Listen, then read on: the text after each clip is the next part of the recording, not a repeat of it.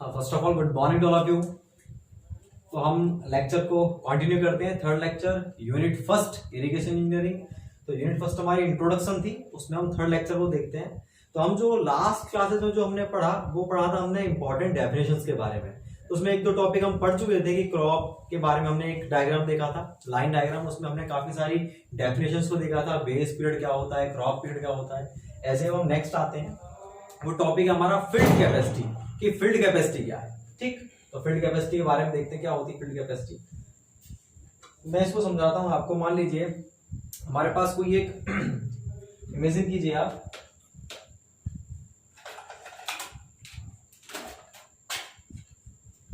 ये मेरे पास कोई एक जार है, कंटेनर है।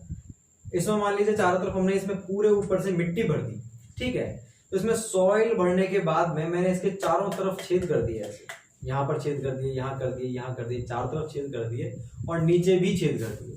तो इसमें मिट्टी भरी हुई है, चारों तरफ इसमें छेद कर दिए। अब क्या करेंगे हम, इसमें ऊपर से हमने इसमें पानी डाला। तो जैसे ही आप इसमें पानी डालोगे तो क्या होगा, जो सॉइल है हमारी, आपने पानी बहुत कम डेप्थ का डाला और सॉइल जो है इसकी धीरे धीरे भीगने लगी और ये कंप्लीट यहाँ तक भीग चुकी है। भीगने के बाद में क्या होगा कि आपने पानी डालना बंद कर दिया, तो जो इसमें पानी था इन छेद में से बाहर निकलेगा। तो पानी यहां से निकल गया, पानी यहां से निकला, यहां से निकल गया, इन सभी से पानी बाहर निकल चुका है। तो पानी क्या होगा, धीरे धीरे निकलने लगेगा। जब एक लिमिट ऐसी आएगी कि पानी निकलना क्या है, बंद हो चुका है, बिल्कुल जो पानी टपक रहा था वो बिल्कुल बंद हो चुका है। अब उसके बाद में जैसे ही पानी टपकना बंद हुआ तो पानी इसका सूख चुका है क्या, बिल्कुल नहीं। इसमें कुछ न कुछ, क्या मिट्टी बिल्कुल सूख गई का, पानी टपकना जैसे ही बंद हुआ तो मिट्टी सूख चुकी है क्या, बिल्कुल नहीं। तो ये जितना भी पानी इस सॉइल में अब रुका हुआ है, जिस पानी के कारण सॉइल हमारी गीली है अभी, उस पानी को ही हम क्या बोलते हैं, फील्ड कैपेसिटी। ये एक एग्जांपल था। ऐसे ही फील्ड में क्या होता है, जो हमारे खेत होते हैं, अभी इसको आप खेत समझ के चलो, ये खेत है और यहाँ पर क्या है, इसके नीचे जमीन है, ये मिट्टी है, मिट्टी के नीचे हम चलते जाएंगे, पूरा पूरा मिट्टी रहेगी नीचे और फिर रॉक की सरफेस भी आएगी, वाटर टेबल भी आएगी बीच में हमारे। तो ये वाटर टेबल है हमारी और ये हमारा खेत का सरफेस है, ये मिट्टी है। तो जैसे अपन सिंचाई करते हैं तो क्या होता है, इसके अंदर जो टोटल पानी है वो नीचे जाता है। नीचे जाकर के कुछ पानी तो क्या होगा, ये जो एक जोन रहता है उस जोन को बोलते हैं रूट जोन। मतलब जहां तक हमारी जड़ें फैली रहती हैं, मतलब जड़ें जिस एरिया से, जिस रीजन से पानी खींचती हैं, उस डेप्थ को, उस एरिया को हम बोलते हैं रूट जोन। तो रूट जोन तक की बात करते हैं हम केवल। तो पानी जो है अगर रूट जोन तक रुका हुआ है, ठीक है, तो बाकी का पानी क्या होगा, नीचे रूट जोन से नीचे चला जाता है। पानी जैसे ही नीचे जाएगा, कहां पर चला जाएगा, ग्राउंड वाटर टेबल को मिल जाएगा। बात क्लियर है। तो पानी क्या हुआ हमारा, ऊपर से हमने डाला, सिंचाई किया और पानी ग्राउंड वाटर टेबल में जा चुका है। तो लेकिन रूट जोन में कुछ पानी बचा हुआ है, वो जो बचा हुआ पानी है उस पानी को हम क्या बोलते हैं, उस फील्ड की कैपेसिटी। तो फील्ड कैपेसिटी को अगर मोटे मोटे रूप में बोला जाए तो ये कौन सा पानी है, ये वो पानी है जो फील्ड में ग्रेविटेशनल फोर्स के विरुद्ध रुका हुआ है। उस पानी को हम क्या बोलेंगे, फील्ड कैपेसिटी बोलेंगे। बात क्लियर है। क्योंकि भाई जो पानी रुका हुआ है इसमें, वो कैसे रुका हुआ है, जो पानी नीचे जाना था, पानी नीचे क्यों गया, क्योंकि नीचे से कौन सा फोर्स लग रहा है, ग्रेविटी फोर्स लग रहा है, तो उसके कारण पानी नीचे खिंच गया। लेकिन जो रुका हुआ है वो पानी कौन सा है, ग्रेविटेशनल फोर्स के विरुद्ध रुका हुआ है। उस पानी को, मात्रा को हम क्या बोलेंगे, फील्ड की कैपेसिटी। इसको डिनोट कैसे करेंगे हम फील्ड कैपेसिटी को, ये थोड़ा सा मैं आपको बताता हूं फील्ड कैपेसिटी को किस तरह से डिनोट किया जाएगा।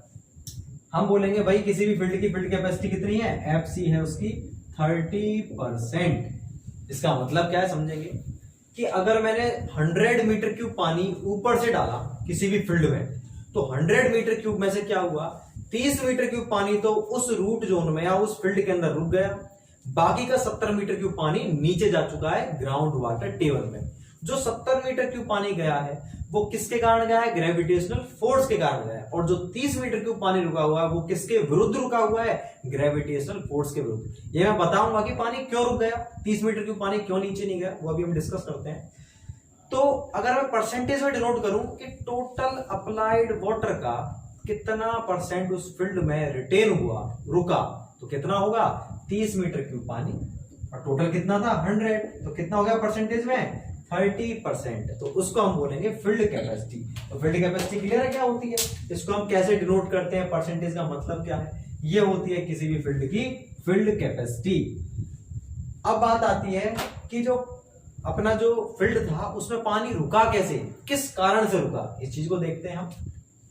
देखिए भाई, ये हमारे पार्टिकल्स हैं, ठीक है, सॉइल के पार्टिकल्स, ये कुछ सॉइल के पार्टिकल्स हैं। अब जैसे ही आप इसके अंदर पानी डालोगे तो क्या होगा, पानी ऊपर से आएगा तो कुछ पानी तो ये सॉइल पार्टिकल के बीच में जो स्पेस है वहां पर इस तरह से रुक जाएगा। ये मैं आपको इसको अलग कलर से दिखा रहा हूं, थोड़ा बहुत आपको दिख रहा होगा, ये रेड कलर। तो ये कौन सा है, ये पानी ये पोर से इसके अंदर रुक गया, ठीक है। कुछ पानी था वो नीचे जा चुका है, ये पानी कुछ नीचे चला गया, वो तो GWT में मिल गया। GWT का मतलब है ग्राउंड वाटर टेबल।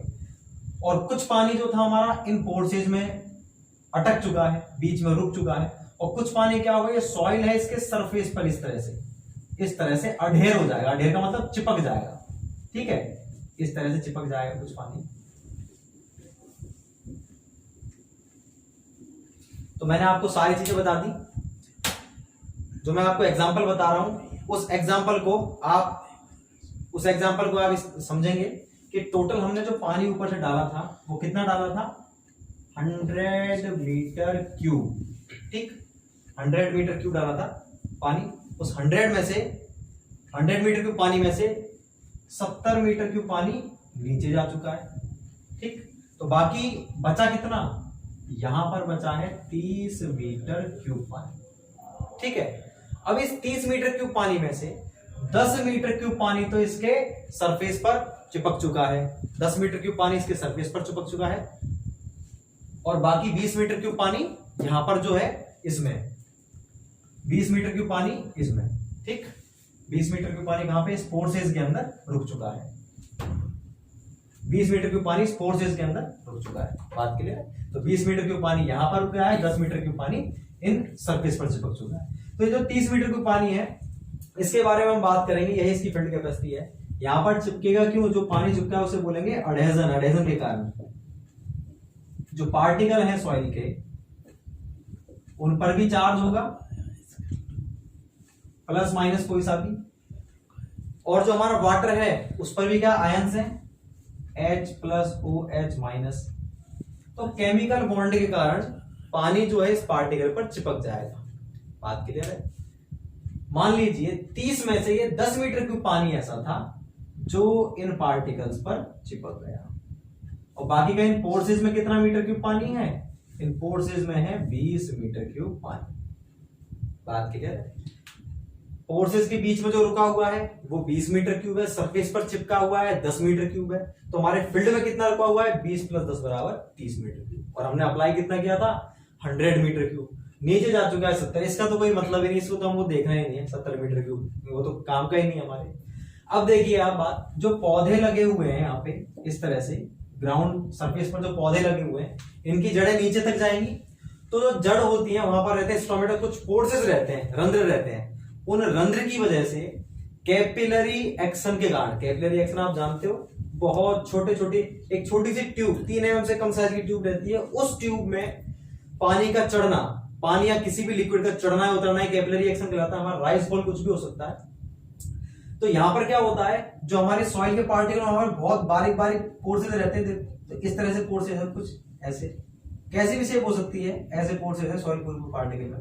तो इन पोर्सेज का, सॉइल के पार्टिकल खुद बहुत छोटे छोटे, 3 mm से बहुत छोटे पार्टिकल, तो उनके बीच में जो पोर्सेज है वो खुद बहुत छोटा होगा, बात क्या है। तो जितने भी हमारे ये पोर्सेज है, यहां पर हमारे पौधे लग रहे हैं, ठीक है, ये हमारे पोर्सेज थे इस तरह से। तो क्या है, ये जो पोर्सेज की जो पूरी पूरी लाइन है वो एक कैपिलरी ट्यूब की तरह काम करेगी, ठीक है। क्योंकि हमें समझ में ही नहीं आता कि कैपिलरी एक्शन पौधों में कैसे हो गया।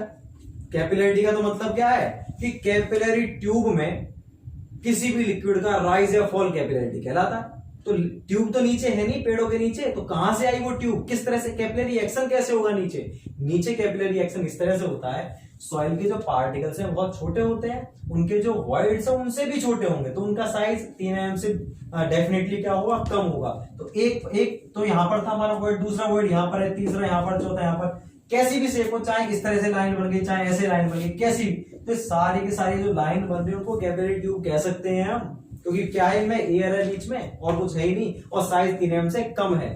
तो इस तरह से बहुत सारी लाखों करोड़ों कैपिलरी ट्यूब होती है। और यहां पर मान लीजिए हमारा था ग्राउंड वाटर टेबल, तो जो हमारा रूट जोन था यहां से यहां तक का, और ये हमारा ग्राउंड वाटर टेबल है, तो इसमें पानी क्या होगा, इस कैपिलरी ट्यूब की सहायता से धीरे धीरे यूं चढ़ेगा और कहां तक पहुंचेगा, हमारे पौधे तक पहुंचेगा। इस तरह से पानी जो है पौधे को मिल पाता है।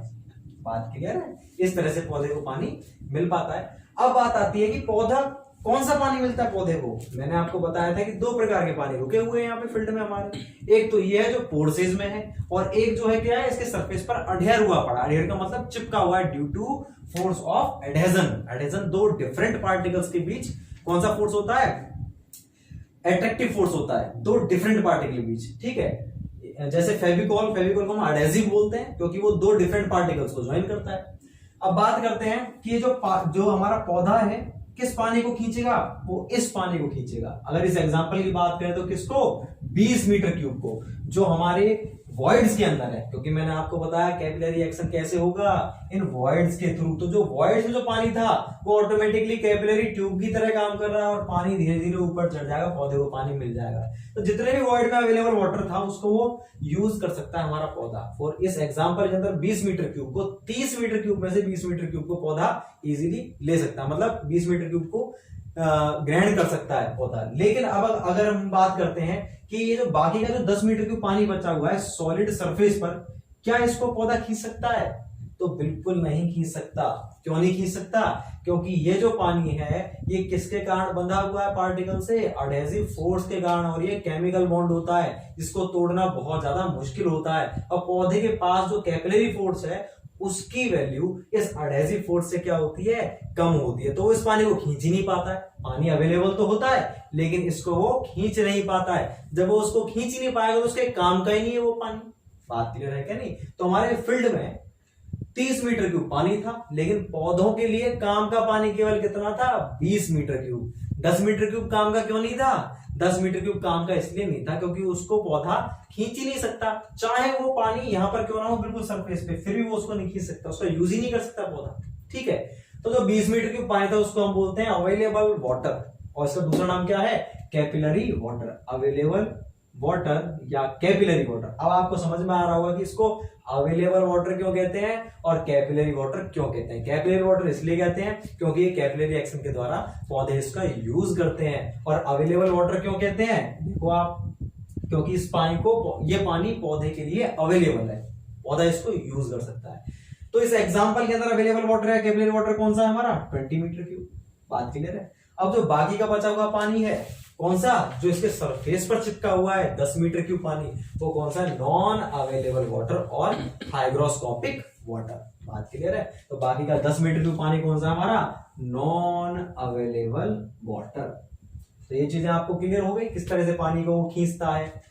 अब मैं इसके अंदर भी आपको एक चीज बताऊंगा कि जो हमारा 20 मीटर क्यूब पानी है, इस 20 मीटर क्यूब पानी में से भी कुछ पानी तो ऐसा होगा जिसको वो पौधा इजीली खींच सकता है 20 में से, और कुछ ऐसा होगा जिसको खींचने में उसको मशक्कत करनी पड़ेगी। ठीक है, तो उसकी मात्रा लगभग 75 से 80% के बीच रहती है। तो मान लीजिए 75 से 80% मतलब 16 मीटर क्यूब पानी ऐसा होगा 20 में से जिसको पौधा इजीली खींच लेगा। एग्जाम्पल मैं आपको बताता हूं, जैसे हम कुछ भी चीज, कोई भी हमने कोल्ड ड्रिंक वगैरह लिया, तो मान लीजिए हमने एक फ्रूटी ली और उसमें आप क्या करते हो, स्ट्रॉ डाल के पीते हो।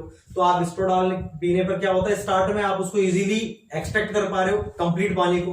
ठीक है, जो भी उसमें लिक्विड था उसको आपने इजीली लिया, तो 75 to 80% आप उसमें से पी चुके हो। या फिर नारियल पानी की बात करें हम, तो नारियल पानी में क्या करते हो, जो नारियल रहता है उसमें आपने स्ट्रॉ डाली और आप उसको पीने लग रहे हो। ठीक है, आपको दिख तो रही है अंदर का, तो 75 to 80% जो उसके अंदर वाटर है उसको तो आप इजीली पी लेते हो, लेकिन बाकी का जो बचा उसमें 20 to 25% उसको पीने के लिए मशक्कत करनी पड़ती है। उसको हमें टेढ़ा करना पड़ता है, फिर स्ट्रॉ को टेढ़ा करना पड़ता है, लेकिन वो अवेलेबल तो है उसके अंदर। सेम चीज यहां पर है, इस 20 मीटर क्यूब पानी में से 75 to 80% वाटर ऐसा होता है जो पौधे इजीली एक्सट्रैक्ट कर सकते हैं, खींच सकते हैं, लेकिन 20 to 25% वाटर को इजीली एक्सट्रैक्ट नहीं कर सकते।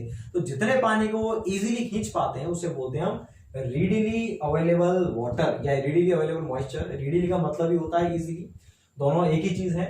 तो रेडियली अवेलेबल वाटर ये होता है हमारा। अब इन सारी चीजों को, कॉन्सेप्ट मैंने आपको सारे बता दिए, इन सभी चीजों को हम एक लाइन डायग्राम के रूप में देखते हैं कि किस तरह से इनका फेज चलता है ग्राउंड के नीचे, क्योंकि यहां से कुछ टर्म्स हैं जिन पर क्वेश्चन बनते हैं कि ये चीज क्या होती है, रेडियली अवेलेबल मॉइस्चर कितना होता है, विल्टिंग पॉइंट क्या है, परमानेंट विल्टिंग पॉइंट क्या है, यहां से क्वेश्चन बनते हैं। तो इसको आप समझेंगे इस डायग्राम के द्वारा। बाकी चीजें मैं आपको बता चुका हूं। तो देखिए यहां पर हमारे पौधे हैं, टॉप पर, ये टॉप पर हमारे पौधे हैं इस तरह से, ठीक है, टॉप पर हमारे पौधे हैं ये। अब इसमें क्या होगा, पौधे क्या करेंगे, टोटल हमारे पास ये पानी था 30 मीटर क्यूब, उस एग्जांपल को लेके चल रहे हैं। 30 में से 20 मीटर क्यूब पानी तो ये था, और बाकी 10 मीटर क्यूब पानी कौन सा है हमारा, नॉन अवेलेबल। ये था हमारा 10 मीटर क्यूब, और ये कंप्लीट कितना है हमारा, यहां से यहां तक ये है 20 मीटर क्यूब। पौधे क्या करेंगे, पानी को यूज करेंगे, तो पानी का लेवल पहले यहां तक था, धीरे धीरे घटने लगेगा। तो अवेलेबल वाटर घटता जा रहा है, इसकी वैल्यू 16 मीटर क्यूब के बराबर हो चुकी है। यहां तक ये कितना है हमारा, 16 मीटर क्यूब। मतलब यहां से यहां तक तो है 20, यहां से यहां तक है 10, तो टोटल कितना हो गया, टोटल हो चुका है हमारा 30 मीटर क्यूब, और इसी को हम क्या बोलते हैं, फील्ड कैपेसिटी, FC। ठीक, इसके बाद में यहां से यहां तक का हमारा 20 मीटर क्यूब, इसको बोलते हैं अवेलेबल वाटर, ये कंप्लीट अवेलेबल या कैपिलरी। इसको बोलते हैं नॉन अवेलेबल 10 मीटर क्यूब। इसमें से 16 मीटर क्यूब पानी ऐसा था जिसको इजीली खींच पा रहा था, उसे बोलते हैं रेडियली अवेलेबल वाटर, यहां से यहां तक। तो पौधे ने पानी को यूज करना शुरू किया, पानी का लेवल धीरे धीरे घटा, घटते घटते यहां तक पहुंचा 16 मीटर क्यूब। फिर क्या हुआ, उस पॉइंट पर पौधा हमारा मुरझा जाता है। उस वाले पॉइंट पर जैसे ही पौधा मुरझाएगा, तो आपने क्या किया, फिर से उसमें पानी डाल दिया। तो पानी आप डालोगे, फिर से पानी यहां तक भर गया, भरने पर क्या हुआ, पौधा फिर से खिल चुका है, ठीक है, फिर से जीवित हो चुका है। अब आपने क्या किया, तो ये जो पॉइंट था, जिस पॉइंट पर पौधा मुरझा चुका था और आपने पानी डाला, फिर से वो जीवित हो गया, तो उस पॉइंट को हम बोलते हैं विल्टिंग पॉइंट या टेम्पोररी विल्टिंग पॉइंट। एक्चुअल में तो होता है temporary wilting point, TWP, actual में होता है TWP, लेकिन शॉर्ट में इसको क्या बोलते हैं, विल्टिंग पॉइंट। विल्टिंग का मतलब होता है मुरझाना, तो ये हमारा विल्टिंग पॉइंट था। अब क्या है, क्या हुआ कि 16 मीटर क्यूब पानी उसने इजीली यूज कर लिया, लेकिन अभी भी पानी है क्या उसमें, बिल्कुल है 4 मीटर क्यूब, और वो पौधा मुरझा चुका है। पानी का लेवल घटते घटते यहां पर पहुंच गया, आपने पानी नहीं डाला, वो मुरझा चुका है, लेकिन पानी तो है उसमें, वो उस पानी को और खींचेगा मशक्कत से, 4 मीटर बचे हुए 4 मीटर क्यूब को, उसका लेवल धीरे धीरे और घटने लगा, और घटने लगा, और घटने लगा। अब वो कहां तक पहुंच गया, इस पॉइंट तक। अब इस पॉइंट पर पहुंचने के बाद में चाहे आप उसमें पानी डालो, कितना ही पानी डाल दो, लेकिन वो पौधा फिर से जीवित नहीं हो पाएगा। नहीं हो पाएगा तो उसको हम क्या बोलेंगे, इस पॉइंट को बोलेंगे परमानेंट विल्टिंग पॉइंट। तो ये पॉइंट कौन सा है हमारा, इसको बोलेंगे परमानेंट विल्टिंग पॉइंट। ये हमारा परमानेंट विल्टिंग पॉइंट है, मतलब परमानेंटली मुरझा चुका है, मतलब मर चुका है। तो ये होता है हमारा परमानेंट विल्टिंग पॉइंट। और उसके बाद में तो आपको बता ही रखा है नॉन अवेलेबल वाटर कौन सा, जो सरफेस, उसको तो यूज कर ही नहीं सकते। तो ये सारी चीजें थी। तो भाई विल्टिंग पॉइंट कौन सा होता है, ये वो मॉइस्चर कंटेंट होता है, ये वो पॉइंट होता है जिससे नीचे पानी का लेवल जाने पर हमारा जो पौधा है वो मुरझा जाता है। लेकिन अगर हम इस पॉइंट पर पानी के पहुंचने पर अगर हम इसमें पानी डाल देते हैं तो पौधा फिर से जीवित हो जाएगा। लेकिन परमानेंट विल्टिंग पॉइंट कौन सा है, ये वो पॉइंट होता है जहां पर पानी का लेवल पहुंचने पर अगर आप पानी इसमें डाल भी रहे हो तब भी वो नहीं जीवित होगा, वो मर जाएगा। बात क्लियर है। तो ये हमारी कुछ बातें थी फील्ड कैपेसिटी से रिलेटेड, सारी चीजें मैं आपको बता चुका हूं। तो यहां से यहां तक अवेलेबल होता है। तो हम वैसे डिजाइनिंग में क्या करते हैं, एक्चुअल में डिजाइनिंग में हम ये निकालते हैं हमें ये जो पानी है कितने दिनों में खत्म हो जाएगा, तो हमें कितने दिनों बाद इसका इरिगेशन करना है। तो वैसे कन्वेंशनल क्वेश्चंस आते हैं ऐसे, लेकिन फील्ड कैपेसिटी पर मैं आपको क्वेश्चंस करवाऊंगा अभी किस तरह से निकालते हैं हम डेप्थ ऑफ वाटर को। तो देखो एक चीज और, उसको हम यहीं पर क्लियर कर देते हैं कि डेप्थ ऑफ वाटर, यहां से यहां तक की जो डेप्थ थी ना, ये इसको तो बोलते हैं हम कौन सी, यहां से यहां तक की डेप्थ उसे बोलते हैं डी से डिनोट करते हैं, और ये होती है हमारी कौन सी, root zone depth. Root zone depth, ले रहे बात, यहां से यहां तक की डेप्थ को बोलते हैं हम रूट जोन डेप्थ। पर एक होती है हमारी DW, ये होती है डेप्थ ऑफ वाटर, ये होती है हमारी डेप्थ ऑफ वाटर। ये कौन सी डेप्थ होती है भाई? ये वो डेप्थ होती है जिस डेप्थ पर,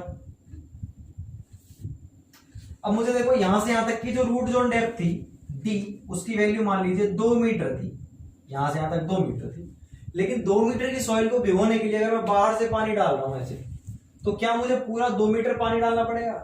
नहीं, आपने पानी की डेप्थ ही मान लीजिए मेरे पास ये 2 मीटर क्यूब, उसको मैं इसमें डालने लग रहा हूं धीरे धीरे, तो पानी केवल मैंने डाला 1 मीटर क्यूब, उस 1 मीटर क्यूब में पूरी की पूरी ये जो सॉइल है 2 मीटर की वो भीग चुकी है, हमें केवल भिगोना ही तो है, सैचुरेट करना है बस। तो हमारी पानी कितना लगा? पानी की डेप्थ कितनी लगी? 1 मीटर डेप्थ लगी। कितनी सॉइल को भिगोने के लिए? 2 मीटर डेप्थ सॉइल को भिगोने के लिए। तो वो जो हमारी 1 मीटर थी वो क्या कहलाई? हमारी डेप्थ ऑफ वाटर। और ये क्या है? Root zone depth. तो क्वेश्चंस में कभी भी आपसे पूछे कि डेप्थ ऑफ वाटर निकालो, ये हमारी रूट जोन डेप्थ है, क्वेश्चंस कैसे बनेंगे आपको बता देता हूं मैं, न्यूमेरिकल्स। भाई आपकी फील्ड कैपेसिटी तो इतनी है 30%, 40%, वो आपको क्लियर हो जाएगा कि आपने 100 मीटर क्यूब पानी डाला है, और अगर मैंने फील्ड कैपेसिटी 40 बोली है तो मतलब यहां से यहां तक 40 मीटर क्यूब पानी रुक जाएगा। ठीक है, उसको अगर एरिया दे रखा तो आप डेप्थ के रूप में निकाल सकते हो उस वॉल्यूम को। बात क्लियर है? पूरे वॉल्यूम में एरिया का भाग देकर के डेप्थ के रूप में निकाल सकते हो। अब वो आपसे कहता है कि इतनी रूट जोन डेप्थ को भिगोने के लिए कितना आपको पानी की डेप्थ लगानी पड़ेगी, डेप्थ ऑफ वाटर निकालो। तो डीडब्ल्यू को निकालने का फॉर्मूला है वो अपन देखेंगे अभी। अब भाई आपको ये भी कह सकता है कि यहां से यहां तक आपको भिगोना है, या फिर ये भी कह सकता है केवल इतना भिगोना है, या फिर कह सकता है इतना भिगोना है। कितना भिगोना हमें मालूम नहीं है। ये क्वेश्चन बहुत इंपॉर्टेंट है, इसमें केवल जो एक टर्म है वो इंपॉर्टेंट है कि हमें जो हमें फील्ड कैपेसिटी उसकी वैल्यू हमें पुट करनी है, किसी की वैल्यू पुट करनी है। पहले मैं आपको फॉर्मूला लिखवाता हूं, फिर आपको दोबारा डायग्राम बना करके समझा दूंगा। डेप्थ ऑफ वाटर का मतलब क्लियर है आपको क्या होता है? डेप्थ ऑफ वाटर ये वो डेप्थ है पानी की जो उस रूट जोन को भिगोने के लिए आवश्यक है। ठीक है, और ये वैल्यू हमेशा डेप्थ ऑफ रूट जोन से कम मिलेगी आपको।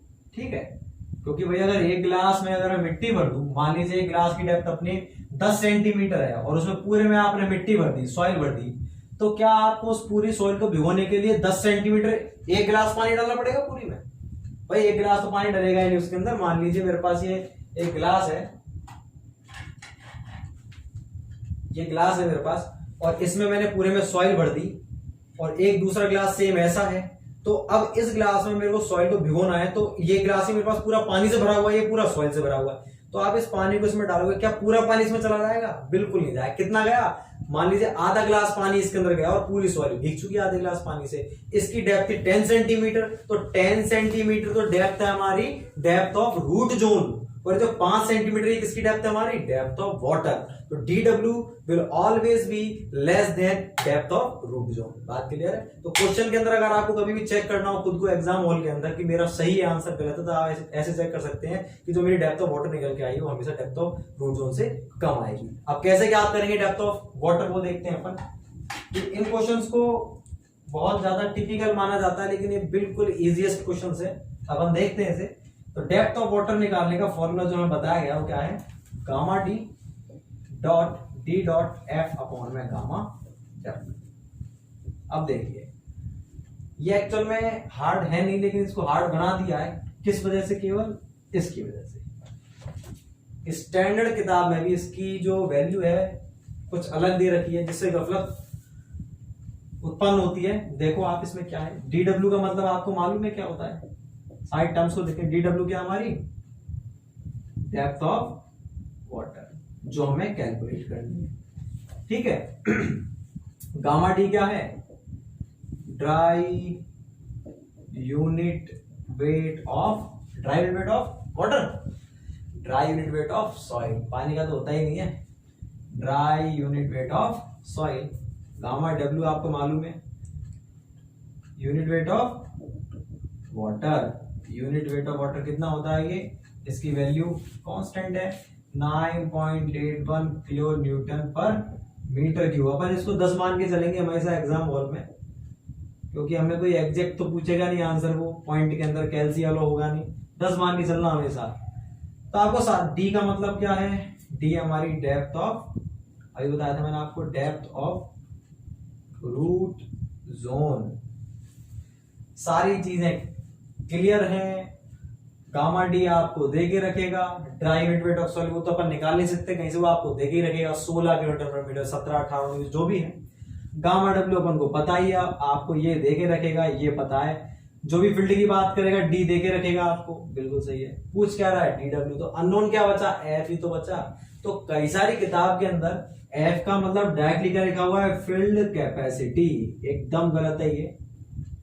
फील्ड कैपेसिटी एकदम गलत है, हमेशा फील्ड कैपेसिटी नहीं होगा एफ का मतलब। और ये नोटेशन ही गलत है, एफ लिखना ही नहीं चाहिए इसका, यहाँ पर आना चाहिए gamma D dot D dot omega, omega मतलब वाटर कंटेंट। अब देखिए आप, तो हमें इसके बारे में देखना है कि यहाँ पर एफ है या नहीं है, हम किसका यूज करें किसका यूज नहीं करें।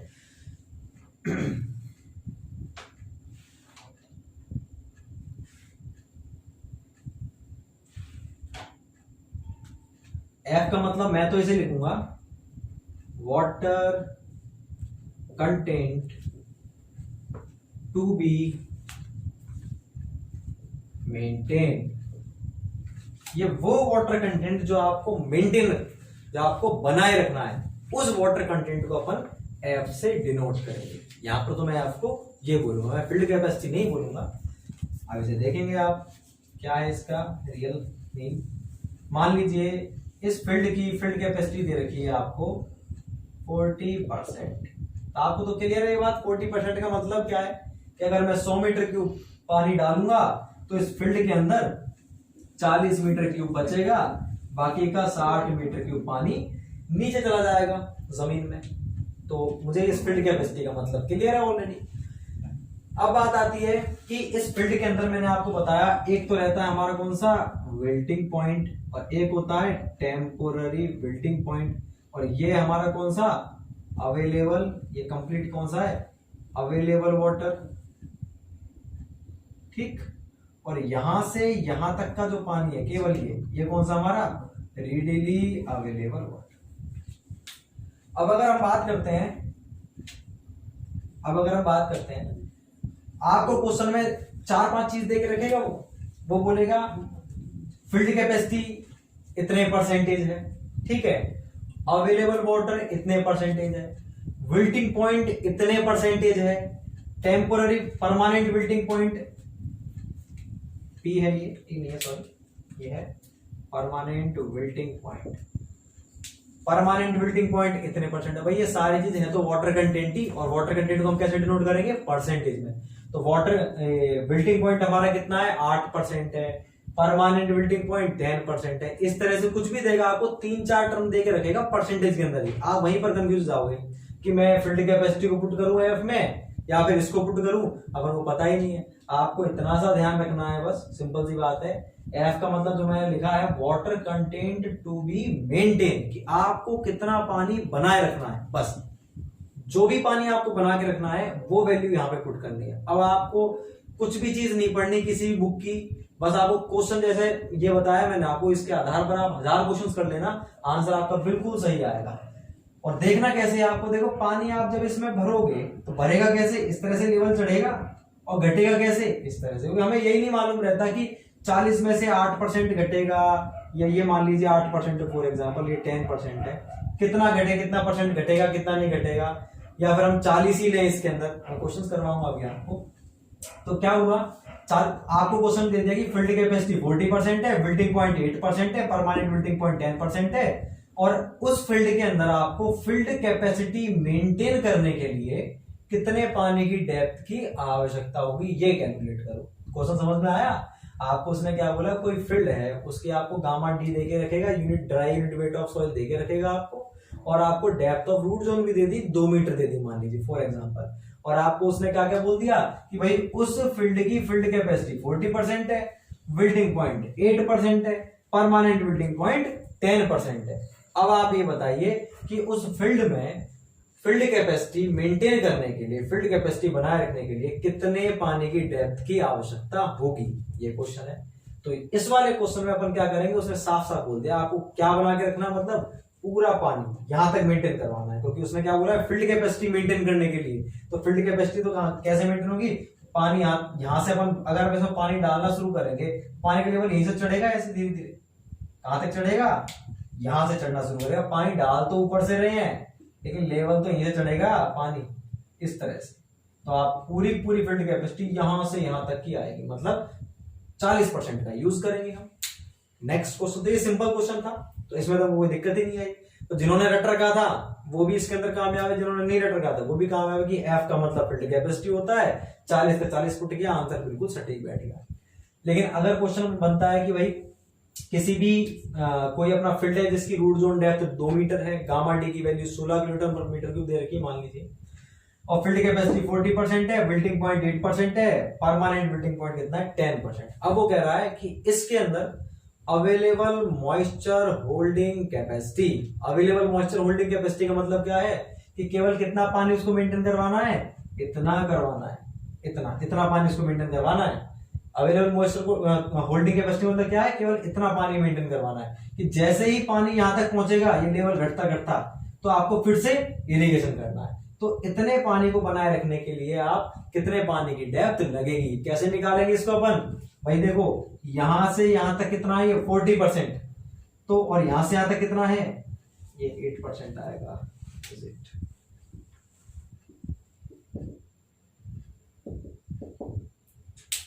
यहां से यहां तक कितना आ गया अपना, ये 40%, और ये कितना है 8%, ये कितना है 10%, ये 40% है।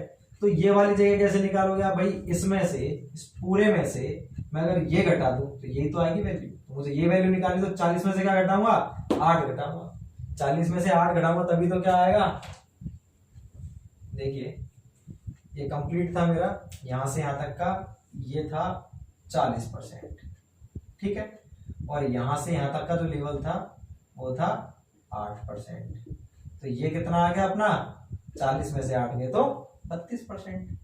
सिंपल सा अपन क्या रखेंगे यहाँ पर एफ की जगह, ना तो हमको 40 रखना है, ना ही 10 रखना है, ना ही 8 रखना है, कोई अलग ही चीज आ गई है, तो क्या रखना है हमको 32%। यहाँ पर अपन 32% रखेंगे, आंसर आ जाएगा। तो हमेशा आपको ध्यान रखना है water content to be maintain. अब अगर क्वेश्चन बोल देता है कि रीडीली अवेलेबल मॉइस्चर बनाने के लिए रीडीली अवेलेबल मॉइस्चर होल्डिंग कैपेसिटी बताओ, तो रीडीली अवेलेबल कौन सा होता है, यहां से यहां तक ही तो होता है, तो यहां से यहां तक के लिए आपको कितना मॉइस्चर कंटेंट इसमें आपको मेंटेन करवाना है, यहां से यहां तक था 40%, ठीक है, और यहां से यहां तक कितना है 10, तो ये कितना हो गया 30 हो गया, 40 माइनस 10 बराबर 30%।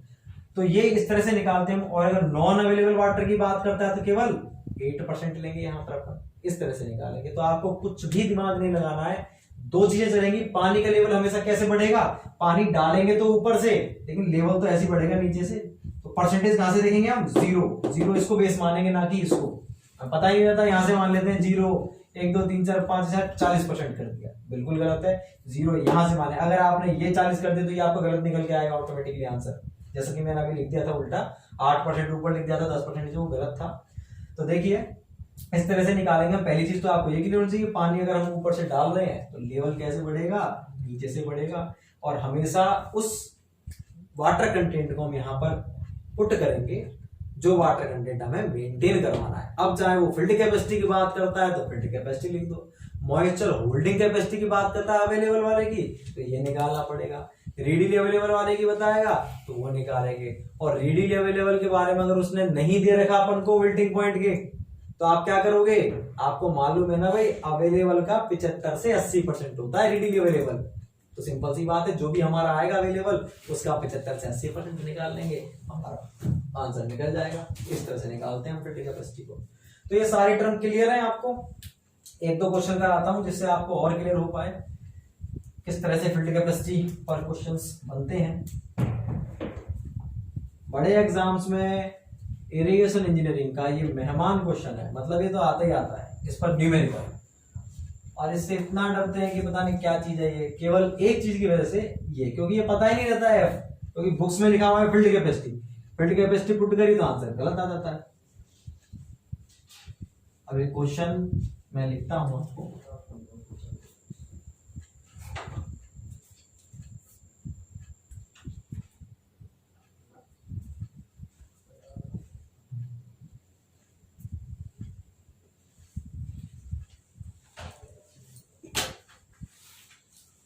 क्वेश्चन है हमारा,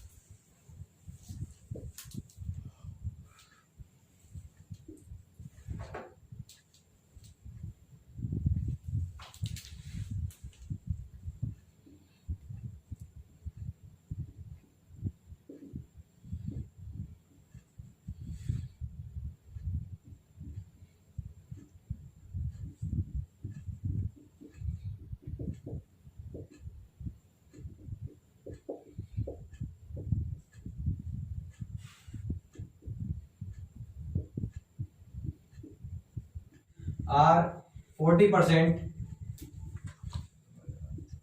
एंड 10% रेस्पेक्टिवली। अब देखो क्या कहता है ये कि calculate depth of water required to fulfil field capacity of field. तो गिवन डेटा देखो क्या क्या है। गिवन डेटा हमारे पास soil of dry unit weight gamma D दिया हुआ है, कितना है 16 kilo newton per metre cube, and root zone depth मतलब डी की वैल्यू दी हुई है 1 मीटर। फील्ड कैपेसिटी कितनी दे रखी है 40%, और परमानेंट विल्टिंग पॉइंट कितना दे रखा है 10%। गामा डब्ल्यू आप जानते हो 10 kilo newton per metre cube. अब बात आती है कि हमें फॉर्मूला मालूम है। फॉर्मूला क्या है D W depth of water is equal to gamma D dot D dot F upon में गामा डब्ल्यू। तो गामा डी की वैल्यू आपको दे रखी है, डी दे रखा है, गामा डब्ल्यू दे रखा है। अब बात आती है एफ की, एफ की जगह हम क्या पुट करें। मैंने आपको बताया एफ का मतलब वो वाटर कंटेंट है जो आपको मेंटेन करवाना है। तो आप इसको किस तरह से देखेंगे, इस डायग्राम के थ्रू देखेंगे। इसमें समझाता हूं आपको। तो आपको फिर पानी आप ऊपर से भरेंगे लेकिन लेवल तो नीचे से ही काउंट होगा, इस तरह से बढ़ेगा लेवल 0%, 1 2 3 4 5 ऐसे करके। तो ये हमारा 0%, धीरे धीरे बढ़ेगा तो परमानेंट विल्टिंग पॉइंट आएगा, उसकी वैल्यू कितनी दे रखी है आपको 10%। फिर क्या आएगा आपकी विल्टिंग कैपेसिटी आएगी, उसकी वैल्यू कितनी दे रखी है 40%। अब इस क्वेश्चन के अंदर आपको साफ साफ दे रखा है कि water required to fulfil field capacity. Fulfil field capacity मतलब यहां तक आपको पानी भरवाना है, यहां से लेकर के और यहां तक। तो ये जो पानी है हमारा, यही हमारे क्या कराएगा फील्ड कैपेसिटी 40%। तो यहां पर आप क्या पुट करोगे, यहां पर आप एफ की जगह पुट करोगे 40%। क्लियर है बात। तो यहां पर अपन पुट करते हैं, देखो D W is equal to gamma D कितना है, गामा डी हमारा 16 इंटू में depth of water 1 metre, F कितना है 40% मतलब 0.40 अपॉन गामा डब्ल्यू कितना है 10, कितना आ गया 0.64 मीटर। ठीक है 0.64 मीटर या 64 सेंटीमीटर, 64 सेंटीमीटर। तो ये अपना आंसर आ चुका है इसका। अब आपको एक चीज समझ में आई, क्या मैंने आपको बताया था कि depth of water will always be less than depth of root zone. Depth of root zone कितनी थी 1 मीटर। तो अब अगर मैं कहूं कि अगर ऐसा कोई फील्ड है जिसकी फील्ड कैपेसिटी कितनी है 40%, तो उस फील्ड कैपेसिटी को मेंटेन करवाने के लिए कुल कितना पानी चाहिए होगा 1 मीटर डेप्थ के लिए ओनली 0.64 मीटर, मतलब 100 सेंटीमीटर डेप्थ के लिए आपको कितना पानी चाहिए 64 सेंटीमीटर। कम ही आ रही है वैल्यू, बिल्कुल कम आएगी हमेशा। आप इस तरह से इसको जज करेंगे। तो ये एक सिंपल क्वेश्चन था, यहां पर केवल हमें देखना क्या था इसकी जगह क्या पुट करें। इस क्वेश्चन को थोड़ा और हार्ड बनाते हैं, आप इसका स्क्रीनशॉट ले लें और इसको लिख लेंगे। उसके बाद में फिर हम नेक्स्ट क्वेश्चन बताता हूं मैं आपको।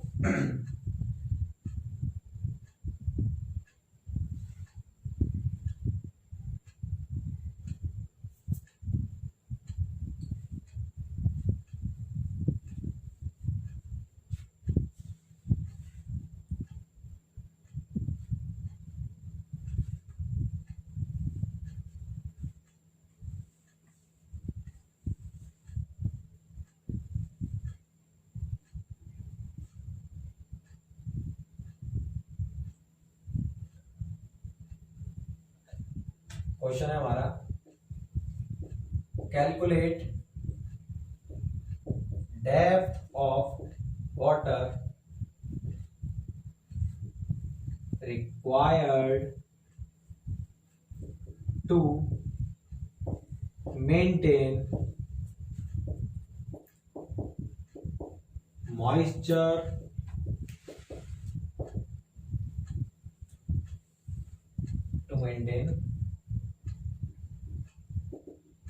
available moisture holding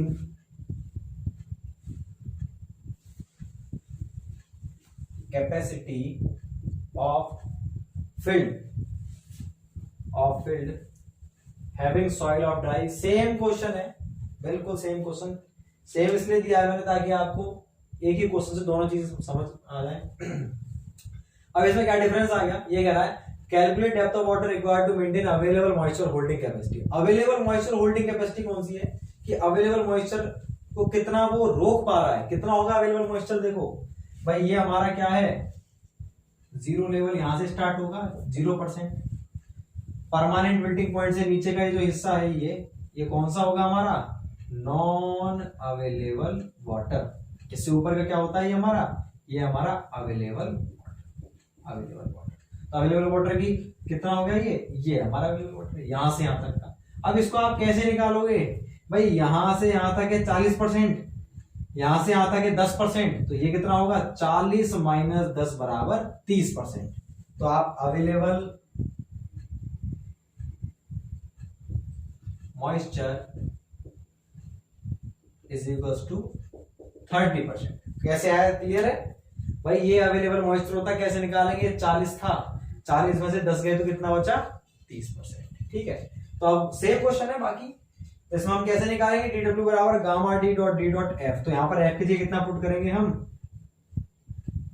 30%। 30% क्यों पुट किया है, क्योंकि वो केवल यूं पूछ रहा है कि अवेलेबल मॉइस्चर कितना, अवेलेबल मॉइस्चर को हमको मेंटेन करवाना, मतलब इतना पानी तो भरा हुआ है, हमें केवल कितना पानी भरना है, इतना। उसके लिए कितनी डेप्थ लगेगी, 30% यूज करेंगे। तो इसका आंसर कितना आ जाएगा 0.48 मीटर, 48 सेंटीमीटर। क्लियर है बात, ये अपना सेकंड क्वेश्चन था। इसी के अंदर अगर अब वो आपको ये बोल दे, यही चीज दे रही डेटा, और यहां पर आपको बोल दे required to maintain readily available moisture content. Readily available का मतलब क्या है कि जो इजीली अवेलेबल है, इजीली अवेलेबल, और कुछ तो दिया हुआ नहीं है हमें, तो हम क्या करते हैं, मालूम है कि अवेलेबल वाटर का कितना परसेंट होता है, 75 से 80%। तो आप इसका 75% ले लें, या फिर आप इसका क्या ले लें 80% ले लें। तो 75% कितना आएगा इसका 0.36 मीटर। ठीक है, तो 0.36 मीटर अपना आंसर हो जाएगा। इस तरह से अपन निकालते हैं। ये अपने कुछ क्वेश्चंस हैं जो पूछे जाते हैं फील्ड कैपेसिटी के आधार पर। यहां पर जो इंपॉर्टेंट चीज थी केवल एक थी, वो ये मैंने आपको बता दिया। इसके बाद अब हमारा नेक्स्ट टॉपिक देखते हैं।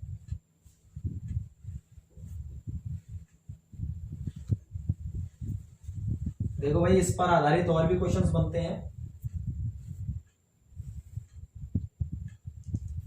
वो कैसे बनेंगे उस टॉपिक के बाद में मैं आपको बताऊंगा। नेक्स्ट टॉपिक जो है हमारा, पहले एक टर्म और आती है हमारी, optimum water content. Optimum water content क्या होता है इरिगेशन इंजीनियरिंग में। ऑप्टिमम मॉइस्चर कंटेंट OMC, ये अलग चीज है, ये सॉइल मैकेनिक्स में होती है, और यहां पर ये अलग चीज है। यहां पर क्या है, यहां देखें, तो मैं बात कर रहा हूं इसकी ऑप्टिमम। नेक्स्ट डेफिनेशन हमारी ऑप्टिमम वाटर कंटेंट।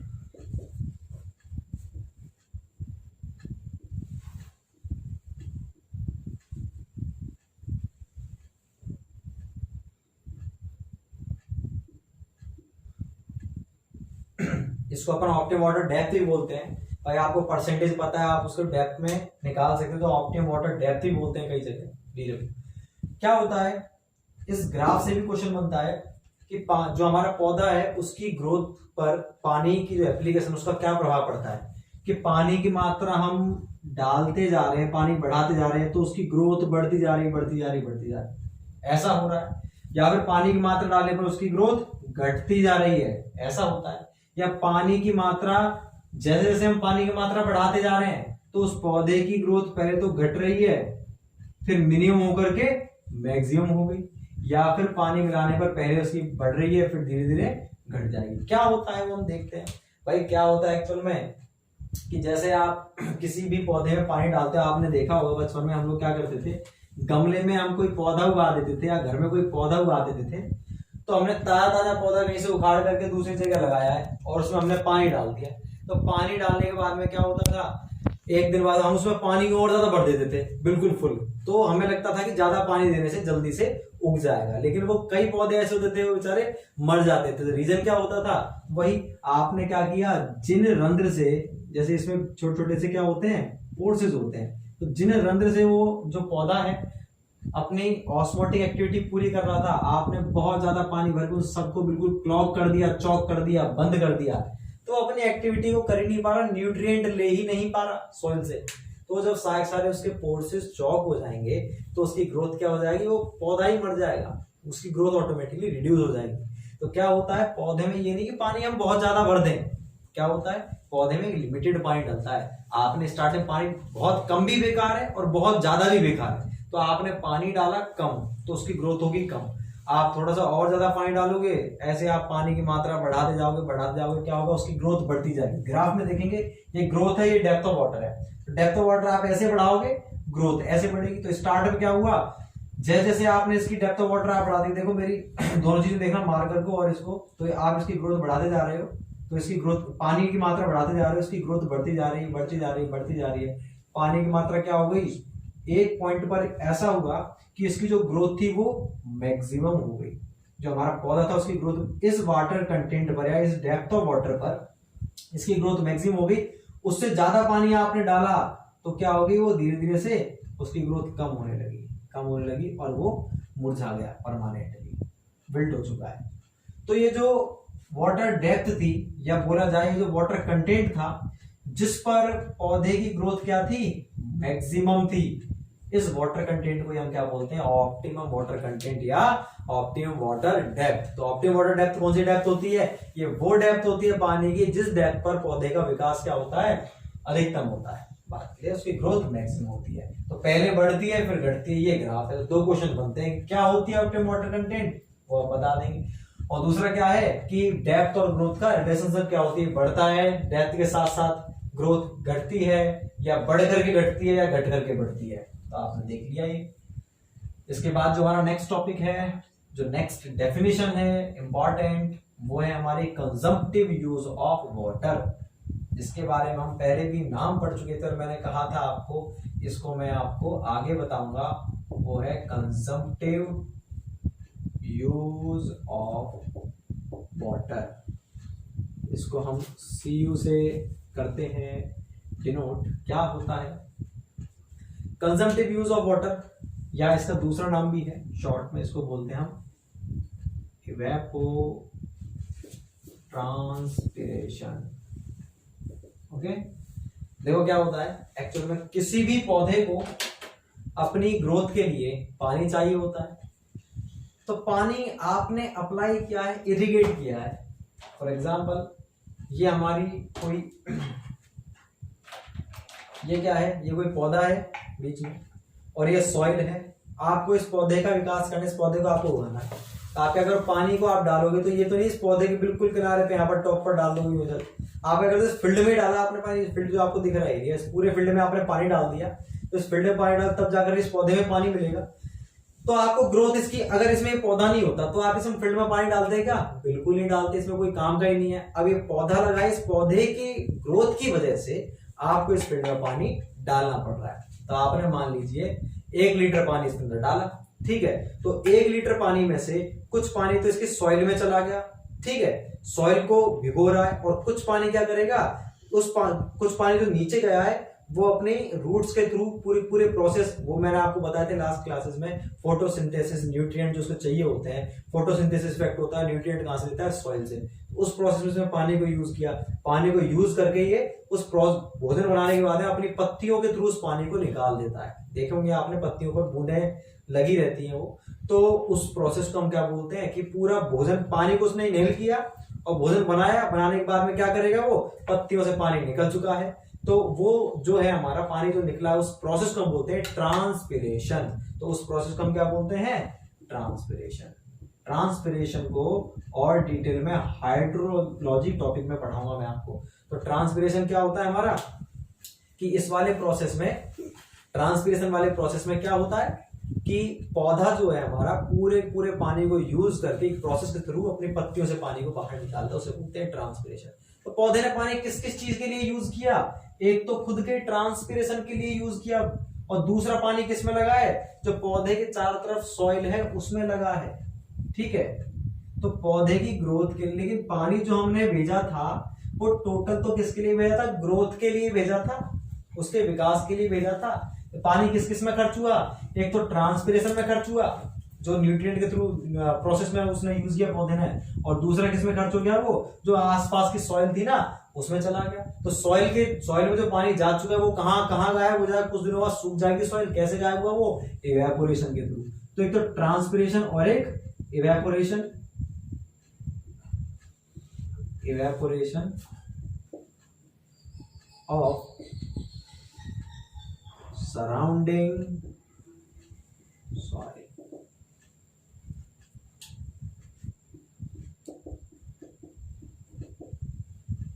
पौधे को जो हमने पानी दिया वो हमने ग्रोथ के लिए दिया था, वो पानी दो चीजों में डिवाइड हो गया। एक तो पौधे ने खुद ने उसको यूज किया ट्रांसपिरेशन ऑफ प्लांट उस प्रोसेस में, और दूसरा पानी कहां पर गया है, उसके आसपास की सॉइल के इवेपोरेशन में, इवेपोरेशन ऑफ सराउंडिंग सॉइल। तो इन दोनों की कंबाइंड जो फॉर्म थी, लेकिन हम तो क्या कहेंगे, पौधे ने कितना पानी यूज किया, हम तो यही कहेंगे भाई टोटल। मान लो ट्रांसपिरेशन के लिए तो उसको चाहिए था हम 1 मीटर क्यूब पानी और 1 मीटर क्यूब सॉइल की इवेपोरेशन में, तो टोटल पानी कितना यूज किया पौधे ने, 2 मीटर क्यूब पानी यूज किया है। हम तो यही कहेंगे भाई 2 मीटर क्यूब लगाया उसमें पौधे में पानी, हम 1 मीटर थोड़ी कहेंगे, क्योंकि अगर वहां पौधा नहीं होता तो हम पानी उसमें डालते ही सॉइल में और इवेपोरेशन भी नहीं होता। तो टोटल पानी कितना लगा है, 2 मीटर क्यूब। तो फसल की ग्रोथ के लिए कितना पानी लगा, 2 मीटर क्यूब। ये जो पानी लगा है इसी को हम क्या बोलते हैं, कंजम्पटिव यूज ऑफ वाटर या फिर इवेपोट्रांसपिरेशन। इवेपोट्रांसपिरेशन क्यों बोलते हैं, समझ में आ गया होगा आपको। Evaporation of surrounding soil and transpiration of plant, इसलिए इसको क्या बोलते हैं, इवेपोट्रांसपिरेशन। बात क्लियर है। तो कंजम्पटिव यूज ऑफ वाटर क्या होता है, किसी भी पौधे की ग्रोथ के लिए किसी टाइम पीरियड में लगे पानी की मात्रा क्या कहलाएगी, consumptive use of water, CU से इसको डिनोट करते हैं। मैंने बोला कोई भी टाइम पीरियड, मतलब हो सकता है मैं बात कर रहा हूं भाई पर डे कितना पानी चाहिए पौधे को, पर डे चाहिए उसको 20 mm पर डे, तो ये भी उसकी क्या है, कंजम्पटिव यूज है। मैं कह रहा हूं उसको पर मंथ कितना चाहिए, 2 मीटर पर मंथ, या फिर पूरे जीवन काल में, तो कोई भी टाइम पीरियड हो सकता है, पर डे, पर मंथ, पर वीक, वो सारी चीज क्या है हमारी, कंजम्पटिव यूज। फिर से मैं बोल देता हूं, कंजम्पटिव यूज ऑफ वाटर क्या होता है, किसी पौधे के द्वारा उसकी ग्रोथ के लिए यूज किए गए पानी की कुल मात्रा किसी भी टाइम पीरियड में क्या कहलाती है, कंजम्पटिव यूज कहलाती है। ठीक है, तो कंजम्पटिव यूज किसकी, कंजम्पटिव यूज में कौन कौन सा पानी लगता है, transpiration of water, transpiration of plant and evaporation of surrounding soil, इन दोनों चीजों में पानी लगता है हमारा। ईएस में क्वेश्चन आया था लास्ट ईयर 2019 में आया था सेम क्वेश्चन कि कंजम्पटिव ऑफ वाटर में क्या होता है। ऑप्शन इस तरह से थे आपके, कौन सा पानी होता है कंजम्पटिव यूज का, इवेपोरेशन, दूसरा था इवेपोरेशन, दूसरा था ट्रांसपिरेशन, तीसरा था इवेपोरेशन प्लस ट्रांसपिरेशन, और चौथा ऑप्शन, तो देखो कुछ इसे भी लगा देंगे, कुछ इसे भी लगा देंगे, और कुछ तीसरे तक पहुंचेंगे तो इसको सही मानेंगे, जबकि तीनों ही ऑप्शन क्या है, गलत। क्यों, क्योंकि चौथा ऑप्शन क्या था, evaporation, sorry transpiration and evaporation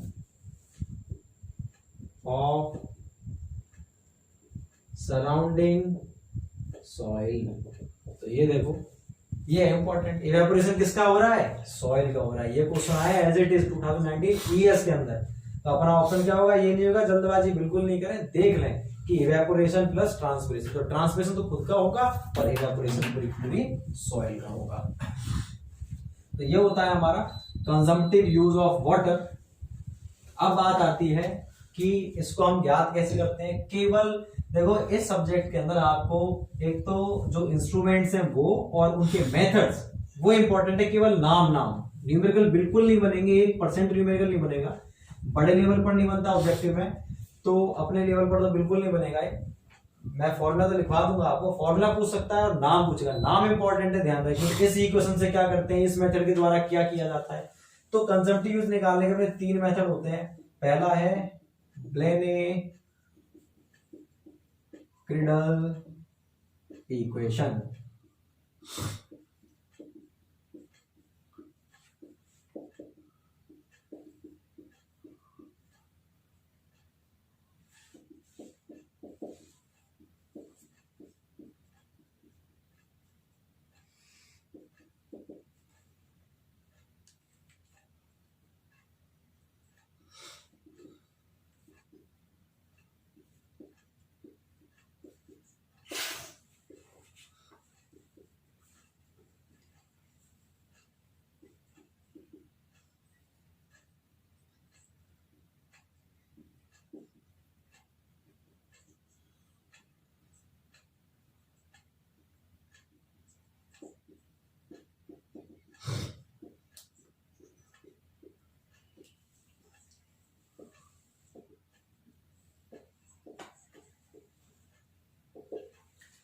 देखो ब्लेनिक रीडल इक्वेशन के द्वारा अपन कंजम्पटिव यूज को निकालते हैं। क्या फॉर्मूला है इसका?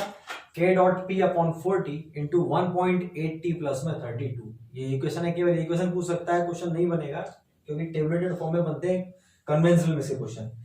के का मतलब क्रॉप फैक्टर, हर क्रॉप के लिए अलग अलग होता है, डिसाइडेड है पहले से ही।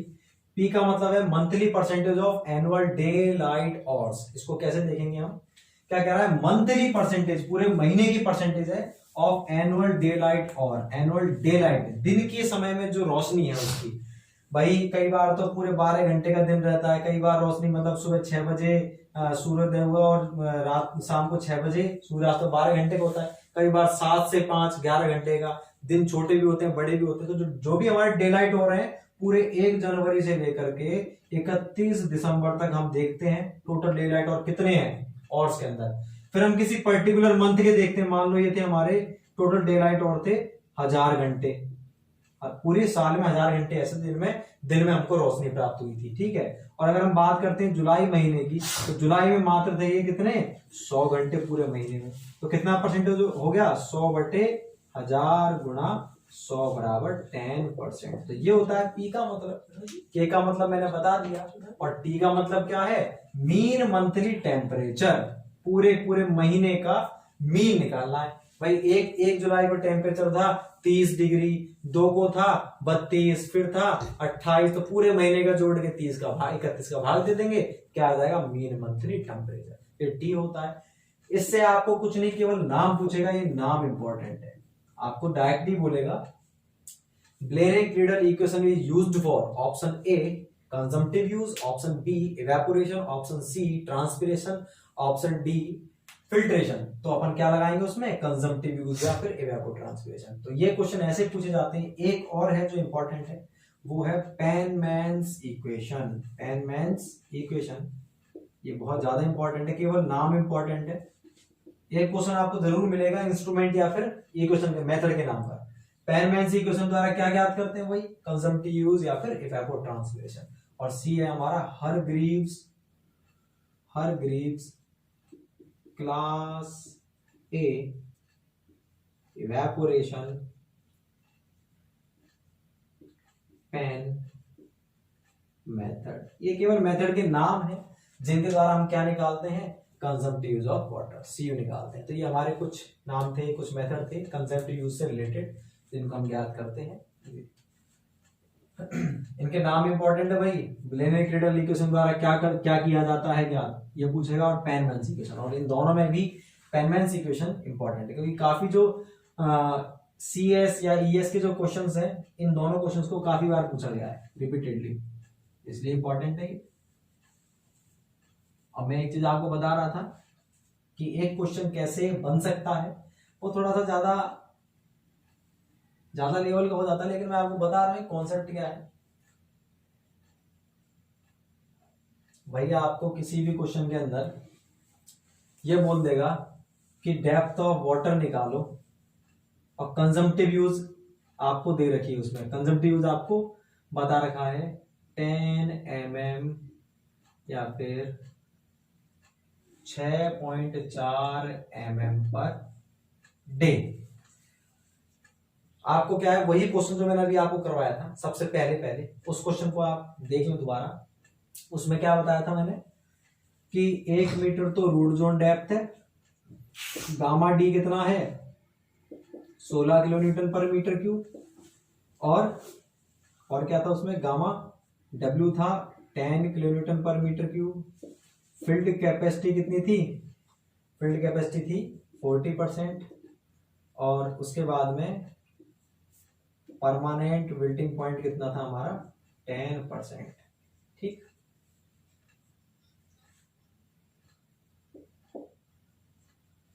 अब देखो सेकंड वाले क्वेश्चन की बात कर रहा हूं। तो उसमें आपको बोला गया कि डेप्थ ऑफ वाटर जो है वो निकालो, किसके लिए? Available moisture holding capacity. ठीक, तो आपने देखा था ये 0% था, ये परमानेंट विल्टिंग पॉइंट कितना था 10% और ये फील्ड कैपेसिटी थी 40%। ये थी हमारी अवेलेबल मॉइस्चर होल्डिंग कैपेसिटी कितनी 30%। तो आपने क्या किया था इसके लिए निकाला था उस फॉर्मूले में डाल करके डेप्थ ऑफ वाटर कितनी आई थी 48 सेंटीमीटर, यही तो आई थी, ठीक है 48 सेंटीमीटर आई थी इसकी वैल्यू। अब देखो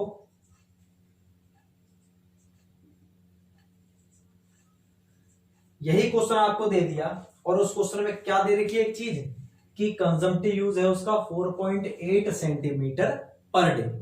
तो आप ये बताओ कि उस फील्ड में इरिगेशन हम कितने दिन बाद करेंगे, फिर से इरिगेशन की आवश्यकता कितने दिनों बाद पड़ेगी। तो हम कैसे निकालें इस चीज को कि कितने दिन बाद हमको फिर से पानी लगाना पड़ेगा, फ्रीक्वेंसी ऑफ इरिगेशन क्या रहेगी। तो कैसे निकालेंगे हमने पहले निकाला डेप्थ ऑफ वाटर कितनी है 48 सेंटीमीटर। तो आप क्या है इस पूरी 30% को भरने के लिए कितना पानी चाहिए, कितने पानी की डेप्थ चाहिए आपको 48 सेंटीमीटर। और कंजम्पटिव यूज कितना दे रखा है 4.8 सेंटीमीटर पर डे। मतलब आपने इस फील्ड कैपेसिटी को इतने पानी को अवेलेबल करवाने के लिए कितने पानी की डेप्थ लगानी पड़ी आपको 48 सेंटीमीटर। और जो पौधा एक दिन में कितना यूज कर रहा है 4.8। तो देखो लेवल ऊपर से घटेगा, ऐसे पहले दिन घटेगा 4.8, फिर 4.8 और घटेगा नेक्स्ट डे, ऐसे 4.8 और ऐसे धीरे धीरे पानी का लेवल कहां पहुंच जाएगा PWP पे। जैसे ही यहां पर पहुंचा तो हम क्या कर देंगे, पानी का लेवल यहां पहुंच गया, हम इसमें इरिगेशन कर देंगे। फिर से पानी का लेवल क्या है इतना पहुंचेगा, फिर से हम इरिगेशन कर देंगे, ठीक है। तो कितने दिनों बाद करेंगे अपन, जब इसका लेवल यहां पहुंच जाए। और यहां कब पहुंचेगा आप देख लो ना, 48 सेंटीमीटर टोटल डेप्थ थी और एक दिन में कितना यूज हो रहा है 4.8 centimetre per day. Per day का मतलब डे आ जाएगा ऊपर, सेंटीमीटर से सेंटीमीटर कैंसिल, कितना आ गया 10 डेज। मतलब क्या है आपको कितने दिनों में सिंचाई करनी पड़ेगी 10 दिन में। तो इस तरह से क्वेश्चन, जो क्वेश्चन में बताया था उसको, और फॉर्मेटिंग क्वेश्चन क्या है, ये है कि आपसे पूछे कितने दिनों में सिंचाई करोगे, कुछ नहीं करना आपको, डेप्थ ऑफ वाटर निकालो, उस डेप्थ ऑफ वाटर में किसका भाग दे दो कंजम्पटिव यूज का। प्रैक्टिकली मैंने आपको बता दिया कि कैसे निकालेंगे हम। भाई 48 सेंटीमीटर तो टोटल पानी उसको चाहिए था 30% मॉइस्चर कंटेंट अवेलेबल करवाने के लिए। तो आपने 48 सेंटीमीटर इसमें डाल दिया। पर डे कितना यूज कर रहा है 4.8, एक दिन में इतना कर लिया, दूसरे दिन में इतना, 3 4 5 6 7, टोटल कितने दिनों में खत्म कर देगा इसको 4.8 एक दिन में कर रहा है। तो 48 कितने में करेगा 10 दिन में। तो 10 दिन में पानी जीरो हो गया, फिर से क्या करोगे आप पानी डालोगे इसमें। तो कितने दिन बाद इरिगेशन करोगे 10 दिन बाद करेंगे इरिगेशन। इस तरह से अपन निकाले। कभी भी आपसे पूछे ऐसे कितने दिनों बाद इरिगेशन करोगे, तो कुछ नहीं करना, डेप्थ ऑफ वाटर में कंजम्पटिव यूज का भाग देना है, ठीक। तो क्या आ जाएगा आपका इंटेंसिटी ऑफ इरिगेशन या फ्रीक्वेंसी ऑफ इरिगेशन, कि कितने दिनों बाद आप सिंचाई करेंगे, ठीक है। तो नेक्स्ट टॉपिक जो हमारा रहेगा वो बहुत इंपॉर्टेंट है, एफिशिएंसी से रिलेटेड है, और उससे जो नेक्स्ट टॉपिक है हमारा वो दोनों के दोनों टॉपिक हमारे एक दूसरे से कोरिलेटेड है। उस क्लास नेक्स्ट क्लास में लेक्चर 4 में लेंगे उसे हम, ठीक है। Thank you so much.